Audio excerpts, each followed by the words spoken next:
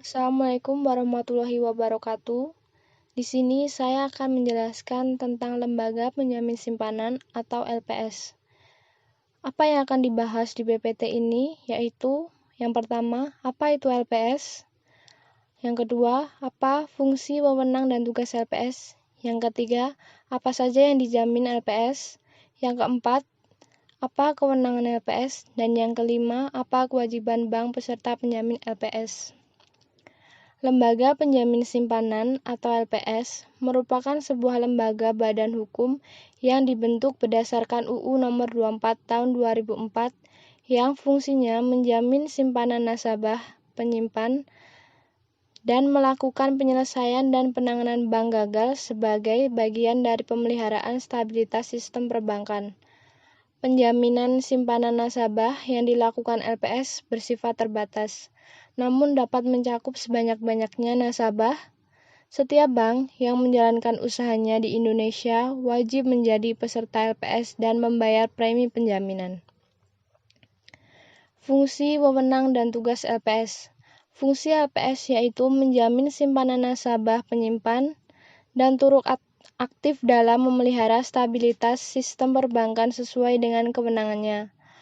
Wewenang LPS antara lain menetapkan, memungut premi penjaminan, menetapkan, memungut kontribusi peserta, mengelola kekayaan dan kewajiban LPS, dan mendapatkan data nasabah, kesehatan, laporan pemeriksaan.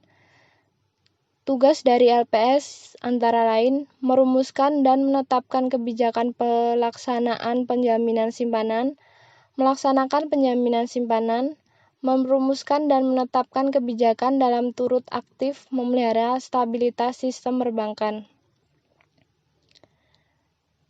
Yang selanjutnya yaitu logo LPS yang berbentuk melambangkan simbol progression kecepatan yang mempresentasikan LPS sebagai lembaga yang progresif dan dapat memangkas problematika perbankan dengan cepat. Yang selanjutnya yaitu hal-hal yang dijamin LPS. Jenis dan jumlah simpanan yang dijamin LPS antara lain deposito, giro, sertifikat deposito, dan tabungan atau sejenisnya. Nilai simpanan yang dijamin setiap nasabah pada suatu bank maksimal 2 miliar. Nilai simpanan yang dijamin dapat diubah jika dipenuhi salah satu kriteria. Terjadi penarikan dana perbankan dalam jumlah besar, terjadi inflasi yang cukup besar dalam beberapa tahun, dan jumlah nasabah yang dijamin seluruh simpanannya menjadi kurang dari 90% dari jumlah nasabah penyimpan seluruh kantor bank. Yang kedua yaitu pembayaran klaim. Pembayaran klaim penjamin kepada nasabah paling lambat 5 hari kerja, terhitung sejak verifikasi dimulai. Jumlah simpanan yang layak dibayar ditentukan setelah dilakukan rekonsiliasi dan verifikasi selambat-lambatnya 90 hari setelah izin usaha bank dicabut. Yang ketiga, klaim yang tidak dibayar. Data simpanan nasabah tidak tercatat pada bank. Nasabah penyimpan merupakan pihak yang diuntungkan secara tidak wajar. Yang terakhir yaitu nasabah penyimpan merupakan pihak yang menyebabkan keadaan bank menjadi tidak sehat. Kewenangan LPS dalam penyelesaian dan penanganan bank gagal. Yang pertama, mengambil alih dan menjalankan segala hak dan wewenang pemegang saham. Yang kedua, menguasai dan mengelola aset kewajiban bank gagal yang diselamatkan. Yang ketiga, menjual, mengalihkan aset tanpa persetujuan debitur atau kewajiban tanpa persetujuan kreditur. Yang terakhir yaitu meninjau ulang, membatalkan, mengakhiri, mengubah setiap kontrak yang mengikat bank gagal yang diselamatkan dengan pihak ketiga. Selanjutnya yaitu kerahasiaan data bank.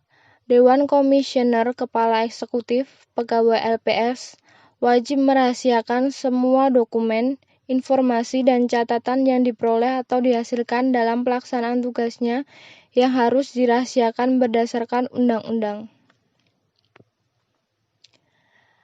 Kewajiban bank peserta penjamin LPS.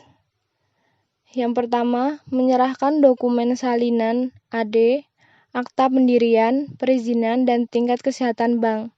Yang kedua, membayar kontribusi kepesertaan sebesar 0,1% dari ekuitas.